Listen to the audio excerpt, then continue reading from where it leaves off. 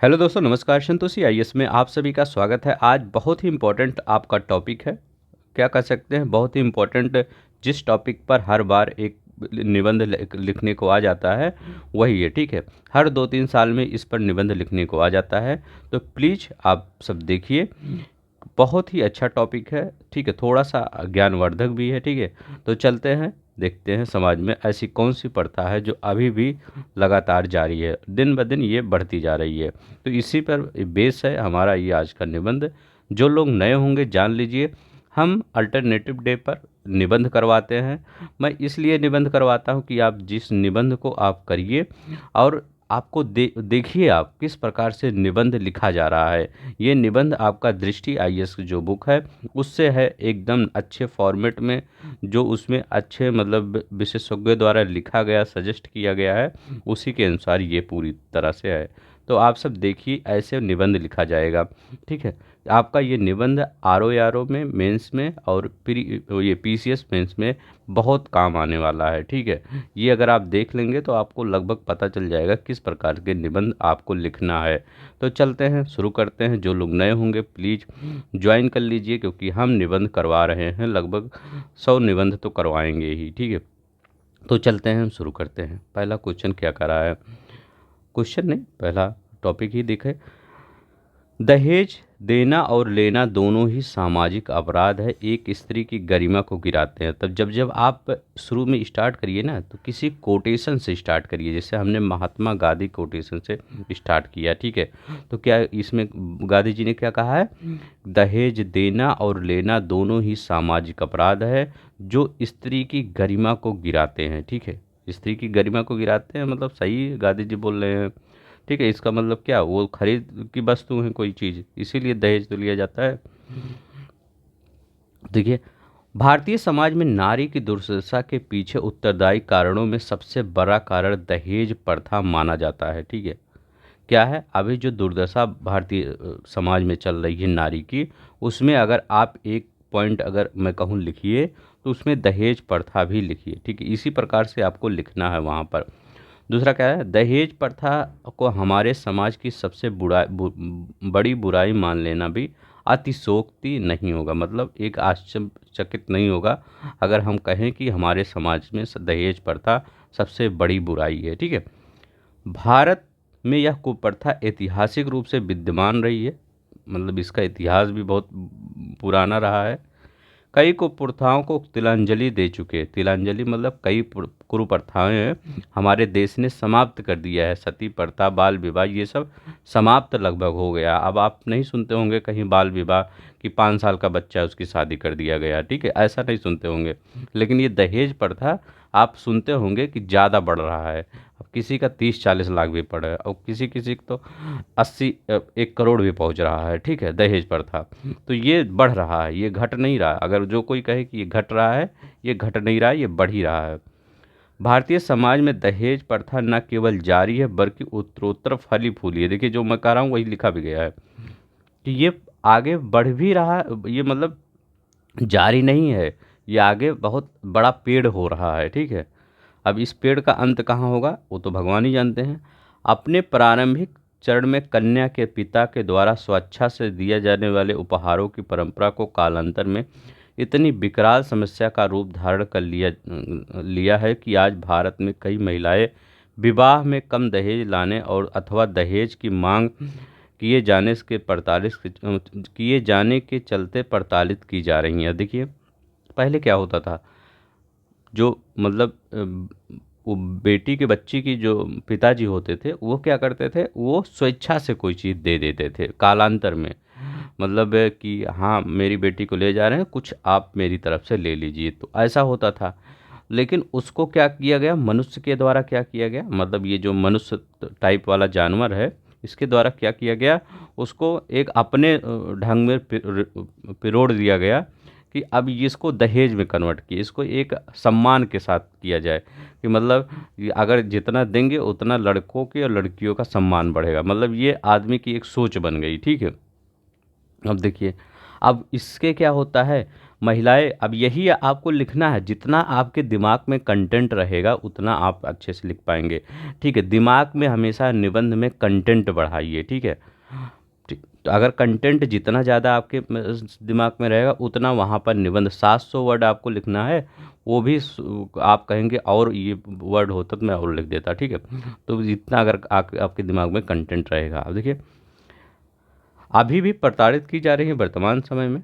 कई मामलों में प्रताड़ना सारी सीमाएं लांघ कर उन्हें आत्महत्या करने को विवश कर देता है। देखिए, कुछ लोग ऐसा भी करते हैं कि इतना प्रताड़ित करते हैं, मतलब अब क्या किया कहा जाए, वो इतना प्रताड़ित करते हैं कि वो आत्महत्या कर लेती हैं। ठीक है, भारत में समय के साथ साथ दहेज प्रथा में कई बदलाव आए हैं। आज समाज में विवाह योग्य पुरुषों की दहेज दर निर्धारित की जा रही है।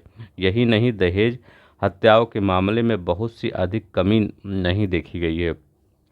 ठीक है, तो आज जो जैसे इकोनॉमिक्स का रेट निकलता है कि इतना नहीं निकालते हैं कंपनियां कि इतना हमारा जीडीपी ग्रो करेगा। वर्ल्ड बैंक निकालता है, भारतीय रिजर्व बैंक निकालता है। ठीक है, एशियाई डेवलपमेंट बैंक निकालता है। वही तरह दहेज दर भी चल रहा है अब। ठीक है, कि ये लड़का कितना काबिल है, इसको काबिल नहीं है वो उसकी लालच है। काबिल, जो काबिल होता है वो दहेज नहीं लेता, वो खुद भी ये बनाता है। ठीक है, तो क्या कहते हैं, जो लालची लोग हैं उनकी दर चलती है अभी प्रेजेंट टाइम में। ठीक है, कि इनकी दर यही होगी। तो चलते हैं आगे, देखते हैं।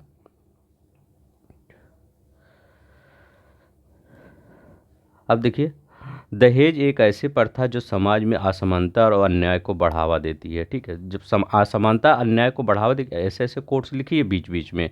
मतलब असमानता अन्याय को कैसे बढ़ावा देगी, जैसे आपका जब दहेज ले रहे हैं, इसका मतलब मतलब जो लड़की है उसको आप कुछ नहीं, अपने सामान नहीं समझ रहे हैं। अगर सामान समझ रहे हैं तो उसको खरीद की वस्तु थोड़ी है कि उसको इतने में खरीद रहे हैं। ठीक है, कितने में वो बिक रही हैं। ठीक है, खरीद क्या कर सकते हैं, यहाँ पर लड़की पिताजी लड़की को भी दे रहे हैं, पैसा भी दे रहे हैं, तो ये दोनों ही अन्याय हुआ, असमानता हुआ। ठीक है, तो चलते हैं देखते हैं। भारतीय समाज में समानता उत्तरी भारत में विवाह की एक प्रतिस्थानिक पेट्रियोलिकल जो सोसाइटी है हमारे समाज में। पेट्रियोलिकल सोसाइटी क्या होती है, जहाँ पर मेल डोमिनेंट होता है हमेशा।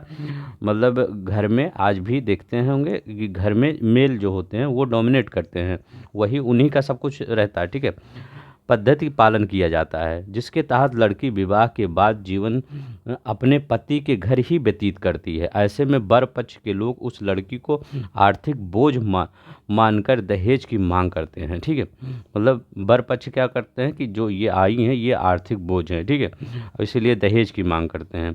लड़कियों को आर्थिक बोझ समझे जाने के मूल परंपरा के रूप में पैतृक संपत्ति में लड़की का अधिकार नहीं होना रहा है। ठीक है, जैसे क्या होता है, जब लड़की के पिताजी, जैसे लड़की अपने घर पे जहाँ उसका जन्म हुआ है वहाँ पर उसका पैतृक अधिकार नहीं माना जाता है। माना जाता है ये लड़की बाहर कुछ दिन बाद अपने घर चली जाएंगी और इनका पैतृक जो मतलब इनको जो संपत्ति मिलेगा वो घर पे मिलेगा। इसीलिए क्या किया जाता है, अब उसी लिए बोझ समझा जाता है वहाँ भी कुछ हद तक, और ये तो जब घर आती है यहाँ भी। हालांकि हिंदू सेक्शन एक्ट 1956 पारित कर लड़कियों को यह अधिकार दे दिया गया है। मतलब जो 1956, मतलब ऐसे कुछ लिख देंगे। ठीक है, इसमें क्या कहा गया था कि लड़कियों को कुछ संपत्ति में अधिकार दिया जाएगा। ठीक है, अभी इसमें भी आया था, परंतु अभी भी हिंदू सिख जैन परिवारों तक ही यह सीमित है। आर्थिक रूप से दुर्बल परिवार सामाजिक प्रतिष्ठा के दबाव में दहेज प्रथा का पालन करने के लिए बाध्य हो जाते हैं। अब देखिए, आप इतना तो लिख दिए कि हाँ कौन सा दहेज ले रहा है कौन नहीं। कुछ लोग होते हैं सामाजिक प्रतिष्ठा, लोग कहते हैं हमारी समाज में थोड़ी सी मान सम्मान बढ़े। ठीक है, दहेज इतना वो पाए हैं। ठीक है, तो दहेज नहीं, वो मतलब वो बताना चाह रहे हैं, मतलब वो तो आपको लिखना ही है। मैं ये बता रहा हूँ दहेज नहीं, वो बता रहे हैं कि मैं इतना लालची हूँ। ठीक है, वो अगर जितना जो दहेज ले रहा है उसका मतलब उसका लालच का पैराग्राफ उतना ऊपर है। ठीक है, अब देखिए, इसके साथ ही आज भारतीय समाज में वर पक्ष दहेज को अपना अधिकार मानने लगे हैं। जो वर पक्ष होते हैं वो अपना अधिकार ही मान, यही सब लिखना है बस वहाँ पे दहेज प्रथा में। और कन्या पक्ष अपना कर्तव्य मानने लगे हैं। मतलब जैसे ये एक आपका क्या कर्तव्य है, आपका पढ़ाई करना, नौकरी लेना। ठीक है, अब कन्या पक्ष भी अपना कर्तव्य मानने लगे हैं कि अगर हम देंगे तो भी, मतलब अब तो उनकी मजबूरी है, क्या करेंगे। दहेज प्रथा को धर्म से जोड़कर देखा जाता है। भारत में हर धर्म एवं विशेष रूप से हिंदू धर्म में इस कुप्रथा की गहरी जड़ें जमा चुकी हैं। दहेज देने से इनकार करना धर्म के मार्ग से भटकने जैसा जाने लगा है। अब कुछ लोग इसको धर्म से भी रिलेट कर दिए दहेज को। अगर इस समाज में क्या हुआ है कि अगर ये दहेज आप नहीं लेंगे तो मतलब आपका धर्म ही भ्रष्ट हो जाएगा, तो क्या करता था, ठीक है। तो मतलब ये जो मनुष्य रूपी जानवर है ये अब कुछ ही किसी भी हद तक जा सकता है, ठीक है। अब देखिए यहाँ पर दहेज प्रथा समाज में प्रचलन और कई अन्य सामाजिक विसंगतियों को जन्म देता है। इसके फलस्वरूप लड़कियों के प्रति ससुराल एवं में घरेलू हिंसा, कई बार उनकी हत्या किए जाने के मामले सामने आते रहे हैं। घर में कन्या का जन्म से ही कन्या के माता पिता उसे आर्थिक बोझ समझने लगे हैं, ठीक है। ये प्रताड़ित वहीं नहीं होती, वो ससुराल मतलब अपने घर पे जाके वहीं नहीं होती, वो जो यहाँ जहाँ उसका जन्म होता है, कई देखा गया है, कई वो माता पिता भी सोचते हैं कि मतलब थोड़ा सा बोझ टाइप लगने लगते हैं, ठीक है। अब तो समाज चेंज हो रहा है, अब तो लड़कियों को ज़्यादा अधिकार दिए जा रहे हैं। ये पहले की बात थोड़ा ज़्यादा होती थी, अब थोड़ा सा सही हो रहा है, ठीक है। यह दृष्टिकोण आगे चलकर परिवार में उनके प्रति भेदभाव और अन्याय को जन्म देती है। विवाह जैसे उनके प्रति जैसे क्या, जैसे लड़के हैं और लड़कियां हैं, एक ही घर में सिस्टर और ब्रदर हैं, तो थोड़ा सा लड़कियों को कई कई घरों में थोड़ा सा कम वो किया जाता है। सब घर की मैं बात नहीं कर रहा हूँ, कई कई घरों में उनको थोड़ा सा कम, मतलब हमेशा लड़के जो होते हैं वहाँ पर डोमिनेट करते हैं, ठीक है। तो ये सब माँ बाप का कर्तव्य है कि वो कुछ ही दिन के लिए हैं, उन्हीं को डोमिनेट करने दिया जाए। इसके बाद ज़िंदगी भर तो लड़के तो डोमिनेट करेंगे ही, ठीक है। अब देखिए, विवाह के समय कन्या के दहेज से बचने के लिए गर्भ में मार देना एक कुप्रथा। ये भी देखिए, दहेज भी, ये भी लिख दीजिए, दहेज में कुप्रथा जो सोच रहे थे कि दहेज देना पड़ेगा, ये उससे पहले ही मतलब बच्ची को मार देते थे गर्भ में, ठीक है। मतलब मनुष्य कितना ज़्यादा गिर गया है। देखिए, निबंध से आपको सामाजिक ज्ञान भी मिलता है। दहेज की मांग की आशंका से चलते विवाह तक लड़कियों के दोयम दर्जे का व्यवहार किया जाता है। उनकी शिक्षा, स्वास्थ्य आदि पर बहुत अधिक व्यय पर परिवार वाले उचित नहीं समझते हैं, ठीक है। पहले, अब तो देखिए, अब तो पढ़ाई अच्छी करवाने लगे हैं सब घर वाले भी। पहले क्या होता था, कहते थे ज़्यादा इनकी पढ़ाई नहीं करवाइए, ठीक है। तो यही होता था। सबसे दूरगामी प्रभाव लैंगिक असमानता है। समाज में महिलाओं की खराब स्थिति महिलाओं में अभिमान, साथ आत्मसम्मान की कमी जैसी समस्याओं का जन्म देते हैं। तो मतलब ये सब होता है कि महिलाओं में असम्मान, आत्मसम्मान की कमी होती है, स्वाभिमान जैसी समस्याएं उत्पन्न होती हैं। चलते हैं, देखते हैं। अब देखिए, यहाँ पर कुछ दहेज प्रथा से रिलेटेड जो कानून बने हैं उनकी बारे में चर्चा आप करिएगा, ठीक है। तो ऐसे कानून थोड़ा थोड़ा याद कर लीजिए, कौन कौन से कानून किस प्रकार से हैं, ताकि आपको पता रहे कि हाँ ये सब लिखना है। दहेज प्रथा की समस्या के निदान के लिए की दिशा में सबसे उल्लेखनीय प्रयास 1961 में दहेज निषेध अधिनियम रहा है, जिसके अंतर्गत दहेज लेना, दहेज मांगना दोनों दंडनीय अपराध किए गए हैं। इसके अतिरिक्त भारतीय दंड संहिता धारा 498 ए, अपराध प्रक्रिया संहिता की धारा 198 ए तथा भारतीय साक्ष्य अधिनियम की धारा 113 ए के तहत दहेज लेना, दहेज मांगने तथा दहेज की मांग की कर लड़की की आत्महत्या को उकसाने के लिए 7 वर्ष का कारावास का प्रावधान है। इसको 7 वर्ष नहीं, इसको कम से कम 15 साल करना चाहिए, ठीक है।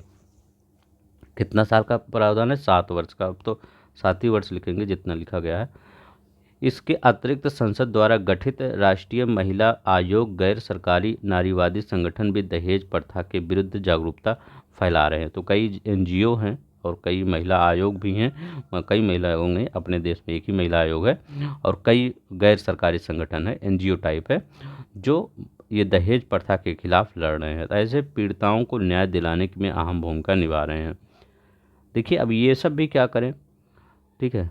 समाज भी थोड़ा सा बंधा हुआ है, समाज के एक बंधन होता है, उस बंधन में समाज एकदम जकड़ चुका है। वो निकलना भी अगर समाज चाहे तो निकलने नहीं देता, समाज खुद ही एक व्यक्ति को निकलने नहीं देता उसमें से, ठीक है।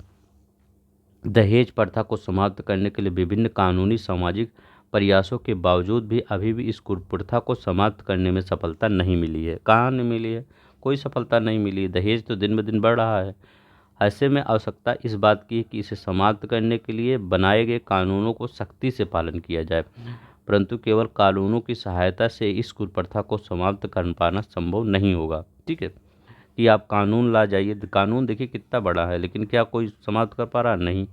इसके लिए हमें समाज की सोच में बदलाव लाना होगा। यह आवश्यक है कि इस प्रथा को समाप्त किए करने के लिए युवाओं में सघन जागरूकता अभियान, ठीक है, चलाया जाए।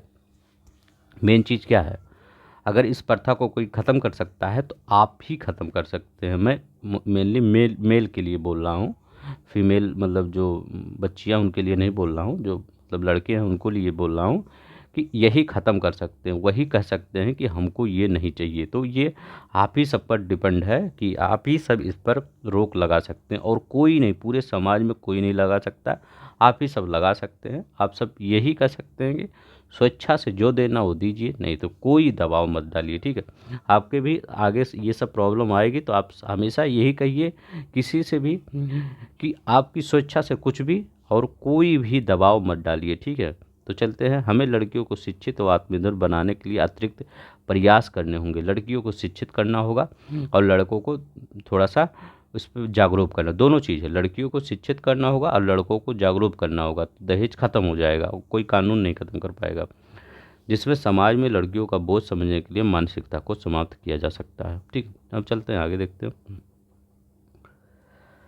भारत जैसे देश में ऐसी शोषक प्रथाओं का अस्तित्व इसलिए अचंभित करता है क्योंकि इसी देश ने अपनी रूढ़ियों को शताब्दियों पहले ही तोड़कर इस नए समय को स्वयं में परिवर्तित किया है। देखिए कंक्लूजन कितना अच्छा लिखा गया है।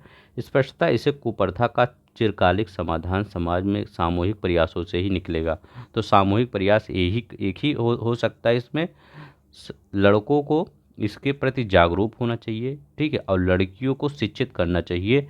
यही दो चीज़ें होगी जिससे दहेज प्रथा समाप्त हो जाएगी, कोई कानून इस पे काम नहीं करेगा। ठीक है, इन समस्याओं को समाप्त न होने की दिशा में कई कार्य होने पर वैश्विक शक्ति बनने की इच्छा रखने वाले भारत के कांक्षाओं को पूर्ण संभव नहीं है। अगर हम इस प्रथा को समाप्त ना कर पाए तो अगर हमें विश्व गुरु बनना है तो इसमें हम नहीं बन सकते। ठीक है, ये संभव ही नहीं है। ठीक है, अगर हमारे समाज में असमानता रही तो दहेज के कारण न जाने कितनी बेटियां अपने सपनों को पूरा नहीं कर पाती थी। ये याद रखेंगे, ये भी ये नीचे लिख दीजिएगा, अच्छा रहेगा। तो ठीक है, तो इतना आपको अगर आपके दिमाग में थोड़ा सा बैठ गया हो तो आप खुद से अपने मन से इस जो आपको लिखा गया है इसको लिखिए। ठीक है, तो आप लिखेंगे तो आपको एक आइडिया लग जाएगा, क्या अब आपके दिमाग में कई चीज़ें आ गई होंगी। ठीक है, तो कुछ जो फैक्ट वाली है वो सब, जैसे यहाँ पर कुछ फैक्ट दिया था तो इस फैक्ट को थोड़ा सा याद कर लीजिए, और तो जो मैं बता दिया हूँ वही सिर्फ अपने दिमाग में रखिए, वही लिख दीजिए। ठीक है, तो ऐसे ही बने रहिए। आपको पूरी मतलब लगभग इतने मैं निबंध करवा दूंगा कि आपका वहाँ पर अच्छे मार्क्स मिल जाएंगे। ठीक है, तो आज के लिए बस इतना ही। धन्यवाद, नमस्कार, जय हिंद, जय भारत।